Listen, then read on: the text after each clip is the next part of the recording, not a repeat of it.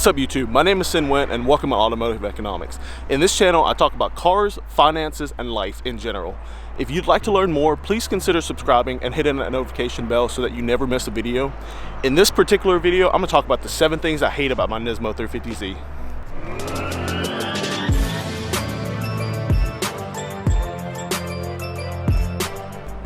Who is this person that's parked 100 feet away?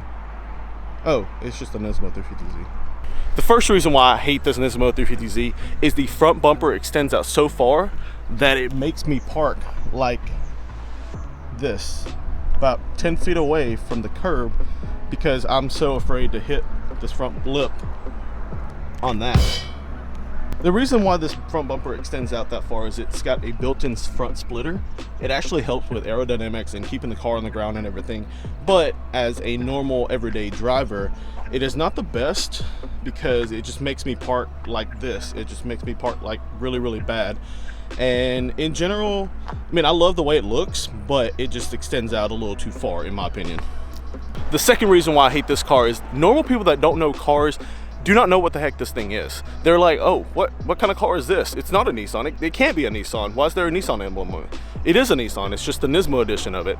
And for all the regular 350Z people out there, they're always saying, oh, it's just another 350Z. It is, but then again, it's not, because it's got so many things done to it that you can't do to a regular 350Z and make it like this. It's very functional. It actually drives completely different. Trust me, I've driven plenty of them, and I've owned plenty of Nismos. Speaking from experience, they drive completely different. They're almost completely different cars, and if you've never driven one, drive one and you will see exactly what I'm talking about. The third reason why I hate this car is the interior finish and fit is very subpar. It is not, in my opinion, worthy of the price tag back then for this car, because the interior is exactly the same as a regular 350Z. Actually, the interior is the same as a base model 350Z, except the seats have red stitching in the center and the Nismo cluster. That's the only difference. I'll show you guys the interior and what I'm talking about. This door panel is exactly the same. Cheap plastic finish right there, and how it scratches super easily right there.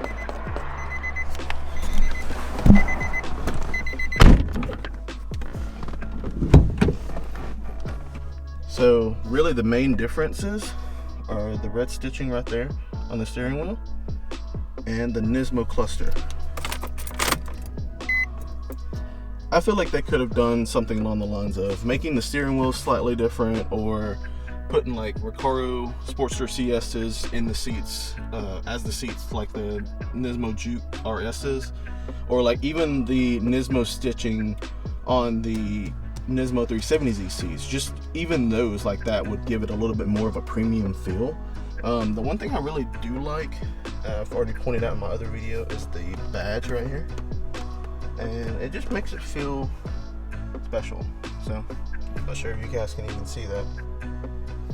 And I have my heavy baby shift knob, and shout out to Z1, always has amazing products and this awesome lanyard. The fourth reason why I hate the Nismo 350Z is that they really don't have any kind of extra power bits or anything like that. Like the exhaust doesn't give it any more power. There's not a different tune or anything than a regular 350Z. As opposed to like the Nismo 370Z, it's got 18 more horsepower than the regular 370Zs and stuff like that. And all the other Nismo products has something along the lines of that, has more power, has something else special, like engine-wise or whatever. It's really sad for me to say that the Nismo 350Zs don't have any more power output than the 07, 08, and 09 convertible 350Zs or anything like that, because it still has the same exact 306 horsepower and 268 foot-pounds of torque output as those models. And to me, they should have added a little something extra just to make it a little bit more special than it already is. Number 5 is a personal pet peeve of mine. The Nismo 350Z is unlike any other car that I've ever really driven, as opposed to their normal base model, whatever, but they still have the same exact defects from the factory.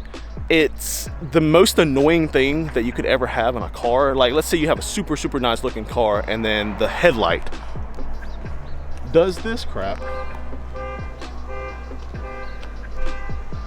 Oh, and somebody's trying to steal a car over there while I'm filming. And I think most of the time it's been this side, actually. On every single one of my Zs, even my G35 had this issue. And I can't remember 100%, but I believe it was always on the passenger side headlight. See, the driver's side is perfectly fine. No issues. This one randomly started doing it. The sixth reason why I hate this car is that it still has something to do with the interior. The seats specifically, they are literally the base model seats with the red trim. That is it. That is the only difference between this and a base model 350Z seats.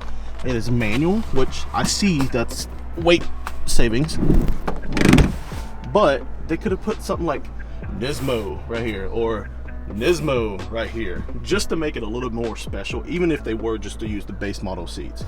I mean, that would, I don't know, just it would make this car a little even more special than it already is.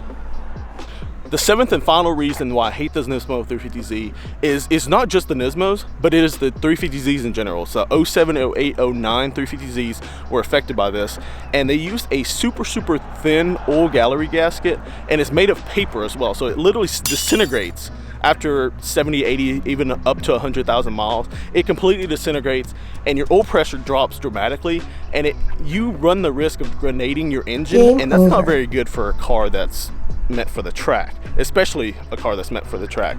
So this car actually has already had the service, so it's got the newer oil gallery gasket, so it isn't disintegrated anymore.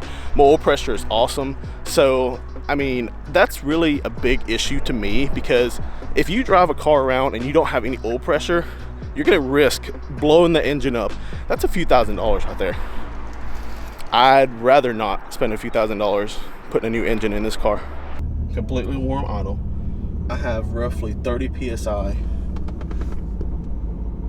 and before it was around 7, 9, something like that.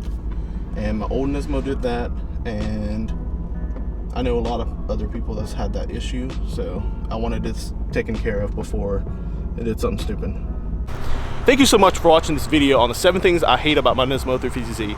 If you like this video, please share it with your friends, subscribe, etc. It helps me bring more content to you guys in the future. Again, this is Automotive Economics. I'll talk to you guys next time.